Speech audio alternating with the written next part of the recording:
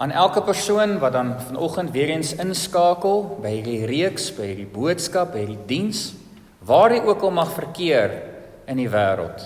Baie, baie welkom aan u.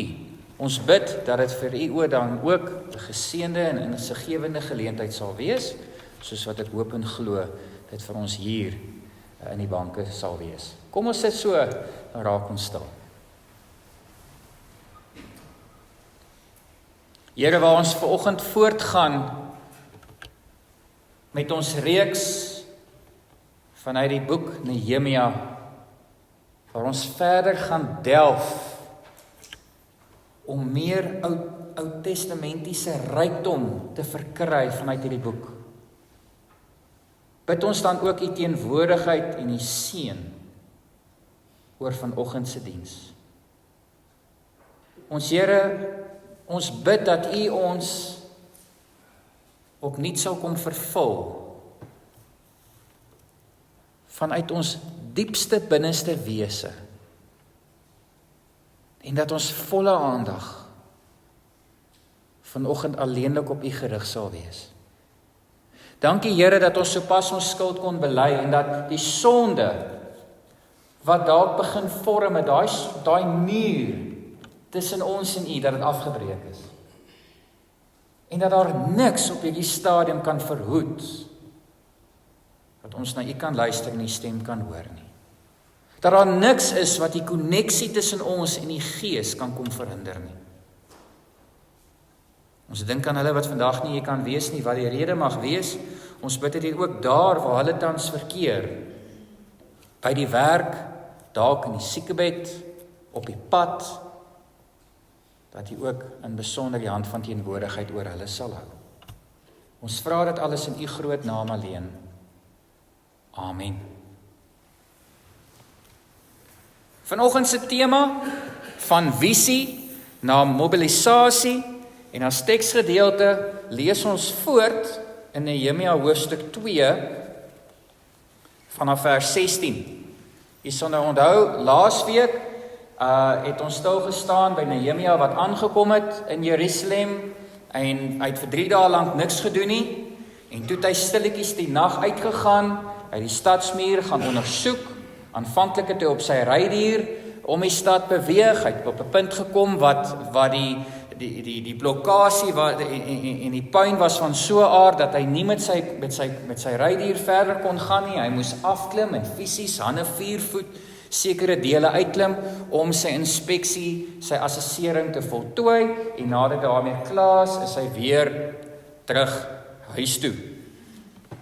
Ons begin dan nou by vers 16.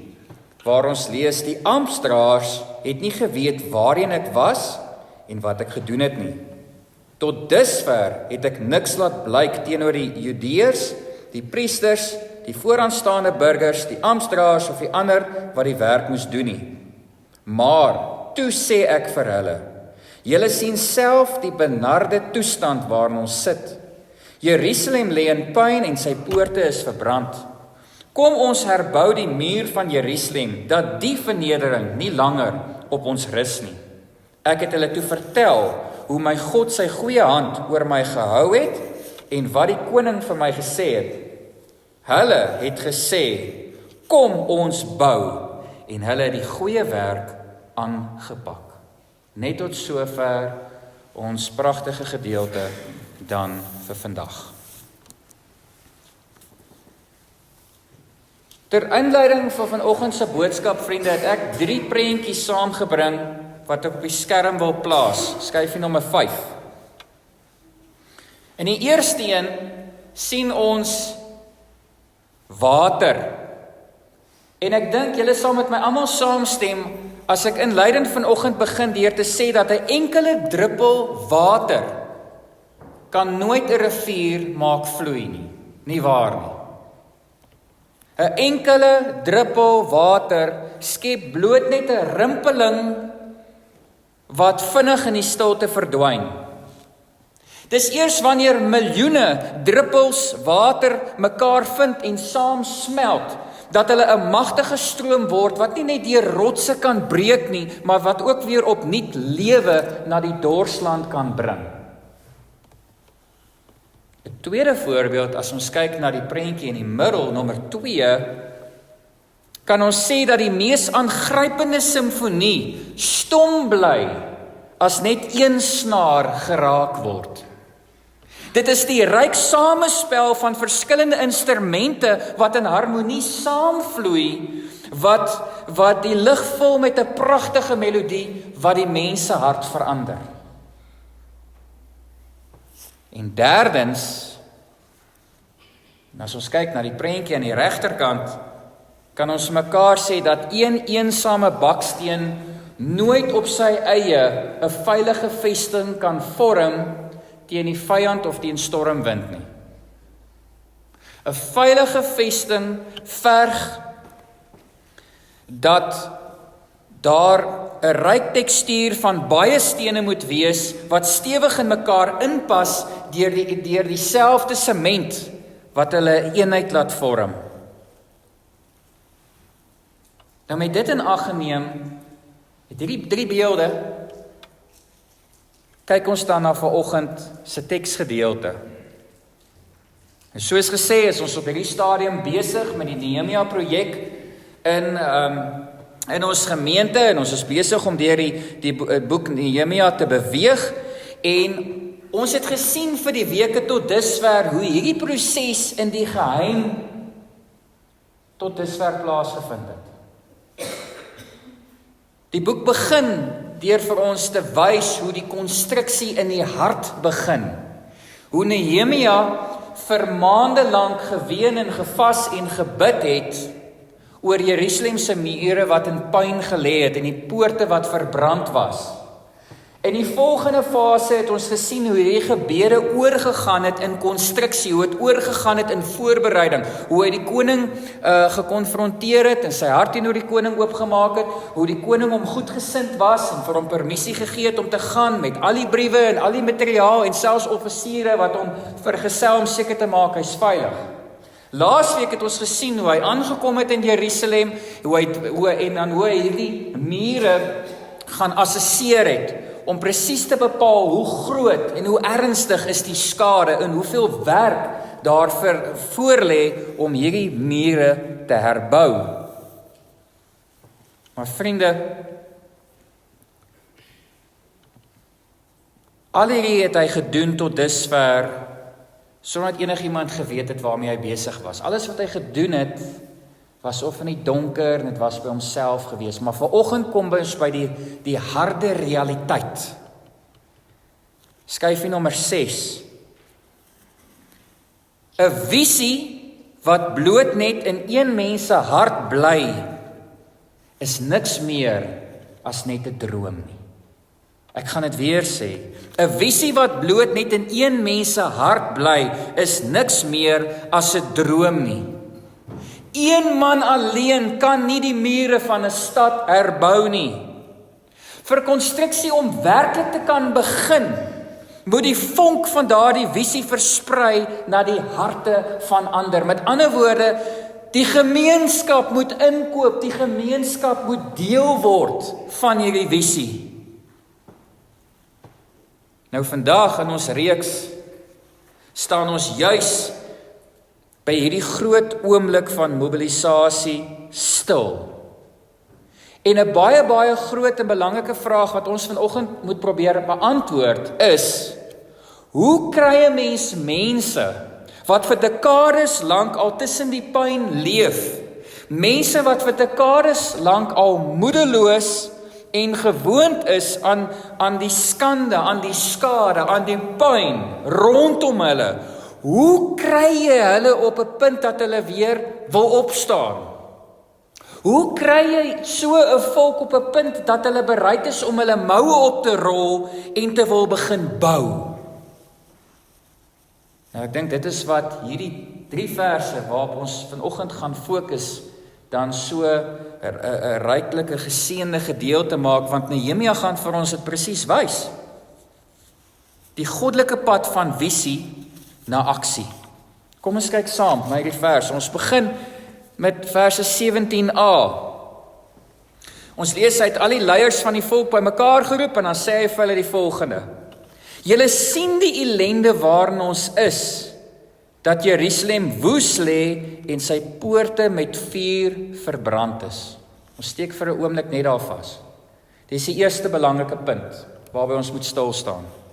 En weet julle wat is hier vir my opvallend? Nehemia se op absolute, opregte eerlikheid.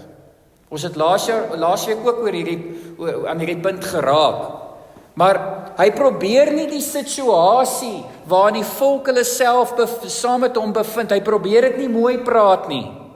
Hy gebruik nie mooi woorde om die pyn en die situasie te suikerlaag nie. Hy sê nie vir hulle, ag weet julle wat, net so 'n bietjie polyfilla hier en 'n bietjie verf daar en sien daar alles gaan weer mooi goed en reg lyk nie. Nee. Hy dwing hulle om die werklikheid met hulle eie oë in te sien. Hy maak gebruik van woorde soos ellende, van verwoes en verbrand, dat hulle die erns van die saak self kan insien. Hoekom doen hy dit? Wel, dit sluit aan by wat ons reeds mekaar gesê het.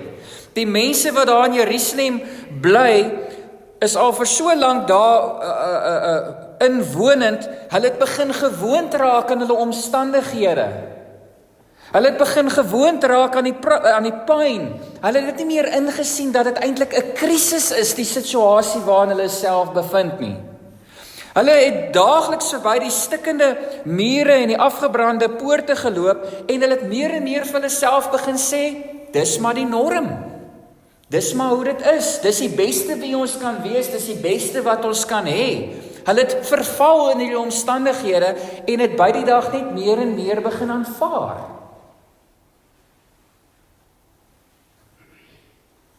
En is hier waar Nehemia vir ons 'n baie belangrike les wil kom leer. Skyfie nommer 8.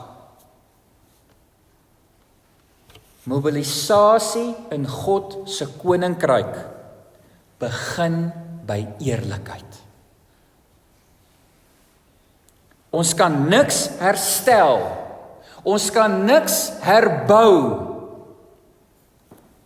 as ons weier om eers te erken wat is werklik stikkend nie. 'n Herbouproses begin deur te erken wat is stikkend. Dis 'n term wat ons ook baie keer in die spreekkamer gebruik.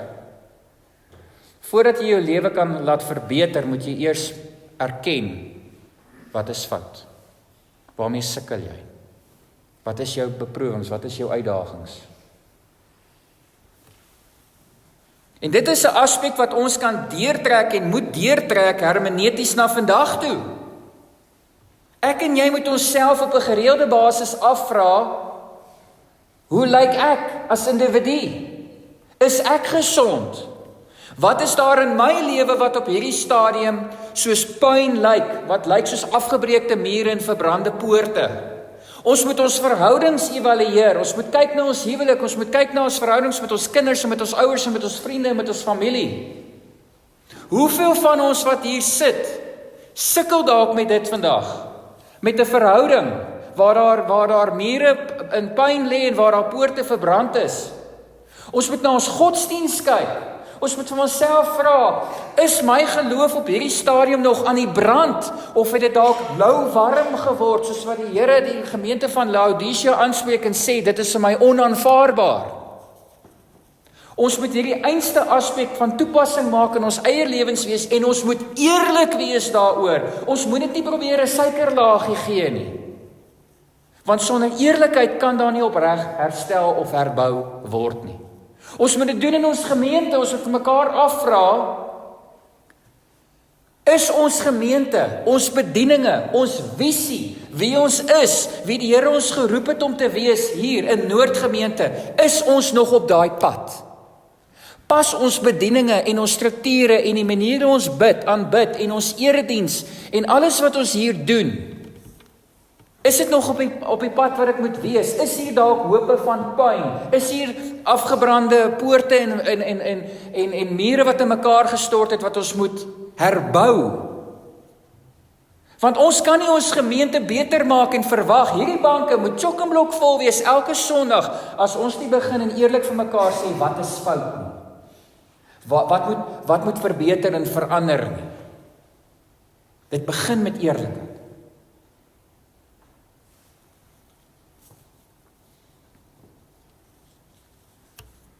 nadat Nehemia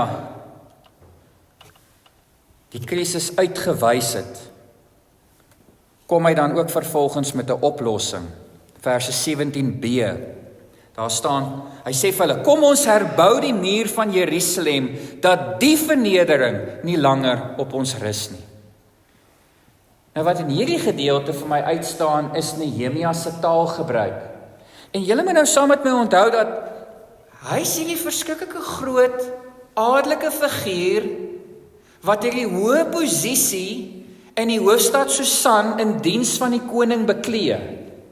Hy kom daar aan in Jerusalem op 'n perd wat die koning heel moontlik self vir hom gegee het met hierdie leermag en met al hierdie briewe en met al hierdie materiaal in hierdie hogere posisie. En weet julle wat's interessant?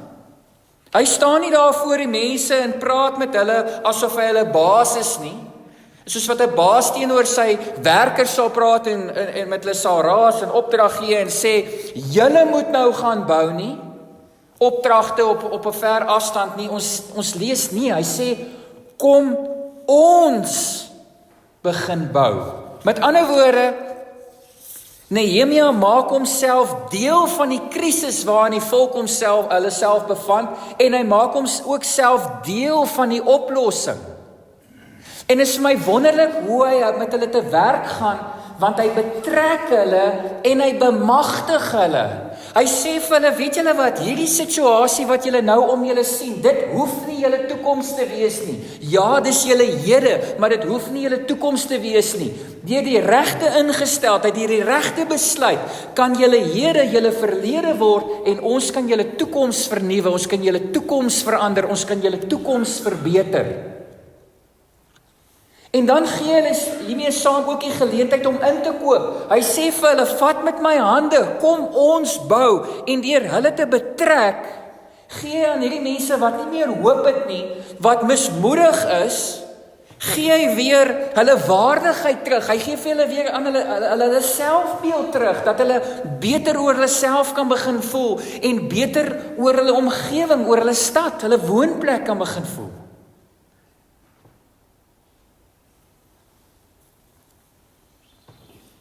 Hy sê vir hulle, hierdie projek behoort nie aan my nie. Dis 'n projek wat aan ons almal behoort. Ons almal het aandele daaraan. Dis ons stad. Dit is ons God. Dis ons muur wat herbou moet word. En hier kom ons weer eens by 'n baie belangrike punt, en julle kan solank vir my skyfie 10 op die skerm sit. Vriende, die kerk van die Here Jesus Christus is nie 'n teater waar net 10 mense op die verhoog is en die res sit in die stoele en die banke en hulle kyk net en hulle kritiseer nie. Die kerk is 'n konstruksieterrein waarby almal betrokke moet wees. God roep ons nie om op die kantlyn te sit en foute te soek nie, in die samelewing of in die gemeente of in die bedieninge van die kerk nie. Hy roep ons na gedeelde eienaarskap. Dis hoekom daai woorde op die muur so belangrik is. Konstruksie verg gedeelde eienaarskap. Kom ek gee vir julle 'n praktiese voorbeeld wat baie met my gebeur in die bediening. Daar's 'n nuwe projek wat geloods moet word. Daar word vir die gemeente gevra, gemeente, ons wil hierdie van die been af kry. Wie sien kans om leiding te vat? Almal sak hulle koppe, almal is soos nee, sien nie kans nie.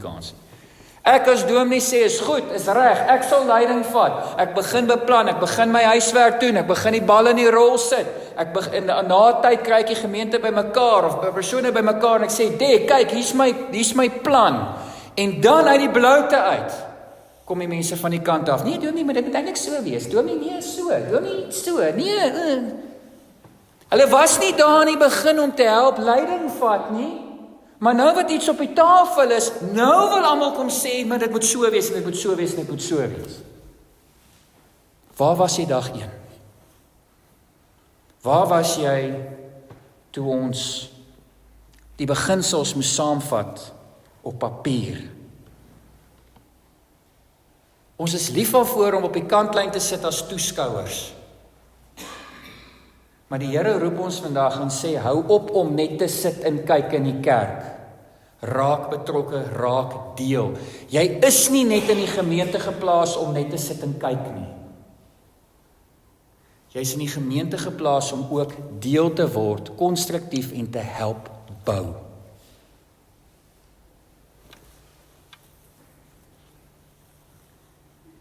Nou wonder 'n mens, hoekom sou hierdie moedelose mense skielik in Nehemia glo? Ek meen die kans is goed, hulle het voorheen al probeer om hierdie mure te bou, meer as een keer, en al hulle pogings het gefaal. Wat maak hierdie keer anders? Wat maak hierdie keer se oproep om te begin bou? Wat maak dit anders en so besonders? Waarom gaan dit hierdie keer realiseer, bo al die ander kere wat dit gefaal het? Nou, ek dink vers 18 gee vir ons, die eerste deel van vers 18 gee vir ons 'n goeie antwoord. Daar staan, ek het hulle toe vertel hoe my God sy goeie hand oor my gehou het en wat die koning vir my gesê het.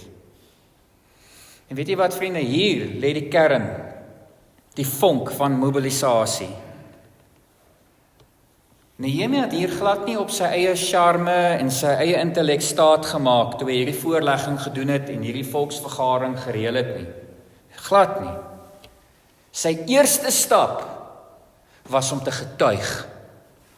Toe hy die mense bymekaar roep en nadat hy hom aan hulle voorgestel het, toe begin hy vir hulle vertel hoe die Here op dag 1 die gedagte in sy hart geplaas het. Het was nie hy self wat met die gedagte vorendag gekom het nie, dit kom van die Here af. Hy het vir hulle vertel hoe die Here vir maande lank met hom gepraat het deur middel van gebed en hom begin voorberei het vir hierdie proses. Hy het daarna getuig en vir hulle vertel hoe die Here 'n heidense koning se hart sag gemaak het. En vir hom gesê, dis reg, jy kan vir 'n bepaalde tyd weggaan. Dis reg, ek gee vir jou al die briewe wat jy wil hê. Dis reg, ek gee vir jou al die materiaal wat jy wil hê. En raai wat bo dit, ek stuur 'n klomp soldate saam met jou om jou te beskerm. Hy het getuig hoe die Here daardie Persiese koning se hart aangeraak het. Hy het vir hulle vertel hoe die Here hom gehelp het om die mure te ondersoek en presies te kan bepaal hoe groot die nood is. Die punt is, hy het dit nie self gedoen nie, hy het die eer aan die Here opgedra. Wanneer die volk van die goeie hand van God hoor, sien ons daar gebeur iets anders. Daar gebeur iets besonders onder hulle. Met eens verander die atmosfeer onder hulle. Hulle is met eens nie meer mismoedig en sonder hoop en sonder geloof nie. Met eens is daar optimisme. Met eens is daar positiwiteit. Hulle koop in. Hulle harte raak warm van binne af. Hulle gemoed raak positief, opbouend. Hulle reageer met die woorde, as God vir ons is, wie kan teen ons wees?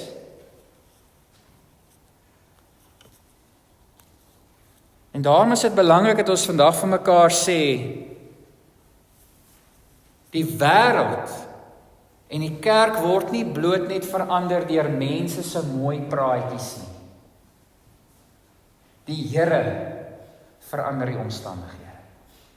Die Here verander 'n gemeente. Petrus getuig hieroor, ek het daar herhaaldelik met julle gedeel, waar hy sê, ons as mens kan met mekaar praat tot ons blou is in die gesig. Die Heilige Gees is die een wat die verandering bring. En ek glo met my hele hart, as ek vandag hier voor staan, kom hierdie oproep tot herlewing, tot hierdie inkoop, tot hierdie konstruksieproses, nie net van my af nie, nie net uit my studeerkamer uit nie, ek glo met my hele hart, dit kom van die Here af, want hy het nog steeds 'n plan en 'n visie en 'n missie vir Bethlehem Noord gemeente.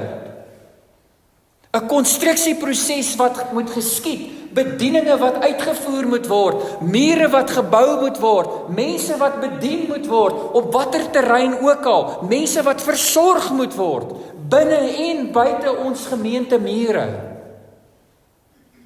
Kom nie van my af nie, kom van die Here af, glo dit met my hele hart.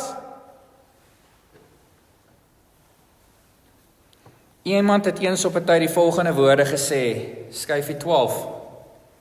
Ons moet ophou om mekaar te moker met hoe groot die probleme in die land en in die wêreld is, en ons moet mekaar meer begin herinner aan hoe groot ons God is.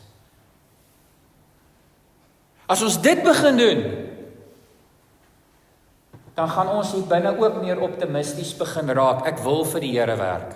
Ek wil 'n verskil maak. Ek wil deel wees van die gemeente. Ek wil die mure herbou.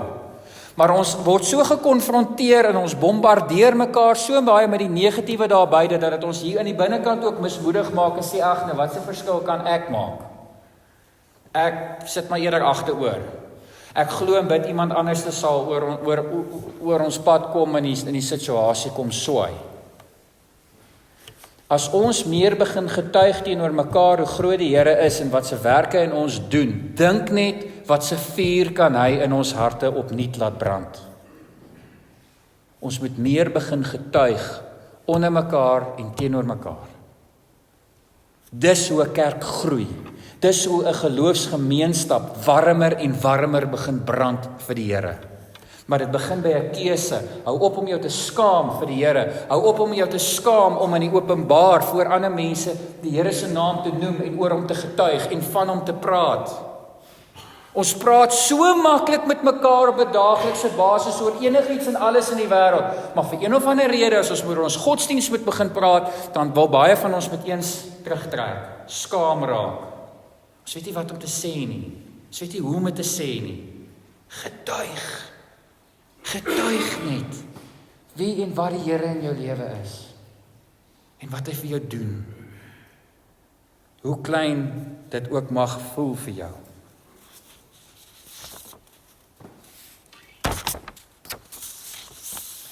Wanneer ons getuig van God se getrouheid in die verlede, gee dit nie net vir 'n volk nie, maar ook vir 'n gemeente nuwe moed en nuwe hoop vir die pad vorentoe. Dis 'n pragtige Ou Testamentiese model. Elke keer wat die volk Israel in 'n gat was, wat het die profete gedoen?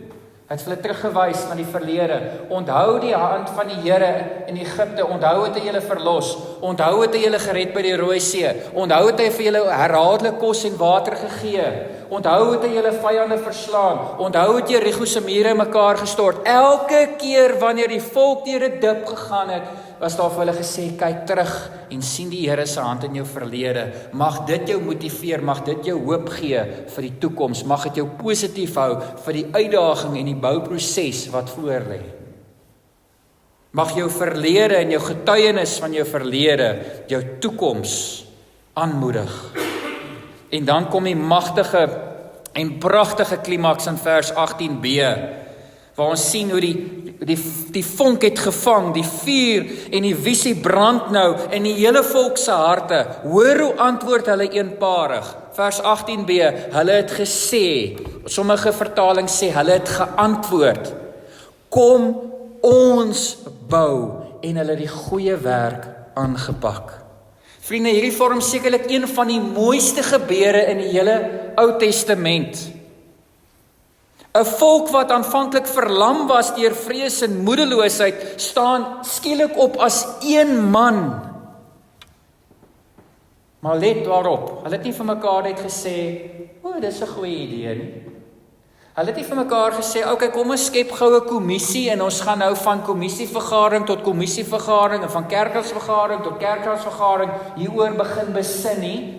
Dit was 'n onmiddellike inkoop, dit was 'n onmiddellike opstaan. Ons begin nou, ons begin vandag. Slide 14. Som dit so mooi op. Die hele gemeenskap is doenig. Hulle het eenparig uitgeroep, kom ons bou. Hulle praatjie het 'n daad geword. Hulle het hulle self gereed gemaak om hulle hande vuil te maak. Hulle het begin bou. Ek sluit af vanoggend. Nehemia het in hierdie gedeelte nie net fisiese mure begin bou nie en herbou nie, maar hy het innerlik ook die interne mure van die volk begin herstel. Hier binne in elkeen van hulle het hy hulle selfbeeld, hulle eie identiteit, hulle eie mure en poorte weer van die grond af op begin opbou. Hy het dit gedoen deur 3 aspekte: absolute eerlikheid, gedeelde verantwoordelikheid en 'n kragtige getuienis oor God se goedheid. En dit het die moedelose toeskouers verander in passievolle bouers. Vandag kom daar dieselfde opdrag, daar dieselfde woord tot elkeen van ons hier in die gemeente. God wil nog steeds iets kragtigs, iets groots bou hier in ons gemeente. Sy visie vir ons is duidelik. Die hand van die Here is nog steeds oor ons. Elkeen van ons wat vandag hier sit, kan maar net getuig hoe die Here oor jou was die afgelope tyd. Hoeveel kere hy jou gedra het, hoeveel kere hy jou geseën het. Bloot die feit dat jy vandag hier is getuienis daarvan. Die vraag wat ons onsself moet afvra is, gaan ons bly sit? Of gaan ons inkoop? Gaan ons net bly sit en wag dat iemand anders die werk doen? Of gaan ons self inkoop en sê, hier is ek, Here, gebruik my. Dit is 'n saak waarvoor ek vra, elkeen van ons wat hier is vandag, en elkeen wat kyk na die opname, oor moet gaan stil raak by die huis, en tot die Here moet bid. Want hy is die een wat die finale oortuiging bring. Hy is die een wat vir jou gaan uitwys hoe en waar hy jou benodig. Binne en buite ons gemeente se mure. Moenie net 'n toeskouer wees in die kerk nie. Moenie net 'n toeskouer wees in die familie van die Here Jesus Christus nie. Hy maak dit van dag 1 af duidelik in sy woord. Elkeen van ons het 'n taak. Elkeen van ons het 'n opdrag. Elkeen van ons het 'n gawe ontvang wat ons moet gebruik. Wend dit aan. Wees die persoon wat die Here dan ook wil hê jy moet wees binne die koninkryk, nie net van die gemeente nie, maar van die wêreld. Amen. Here, die woord is gespreek. Vervolgens bid ons dat u Gees hierdie saadjie verder sal neem en sal ontkiem.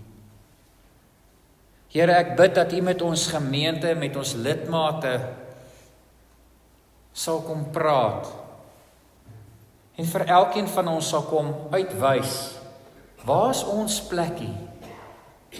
Nie net in die gemeente nie, maar binne die koninkryk. Here, en is belangrik dat elkeen wat hier sit en wat na hierdie boodskap moet luister, dat dit 'n besluit sal wees wat vanuit vreugde en vrywilliglik geskied. Ja, Here, moed speel 'n rol.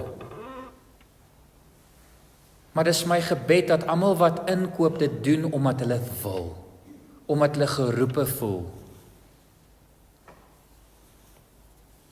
Help ons gemeente, dat ons meer en meer kan word wie u wil hê ons moet wees. Ons het baie strukture en bedieninge wat tans klaar funksioneer. Kom wys vir ons watter van die huidige bedieninge moet verander. Kom wys vir ons wat se nuwe bedieninge moet dalk na vore kom, sodat ons, nie net ons gemeente nie, maar ook ons gemeenskap buite ons mure beter kan bedien. Elke kerk, elke gemeente het sy eie konteks. Gebeure wat rondom die gebou geskied. Help ons, kom wys vir ons, hoe kan ons 'n groter en beter verskil maak in die wêreld. Sien ook so nie net die dag wat voor lê nie, maar ook die week wat kom. Amen.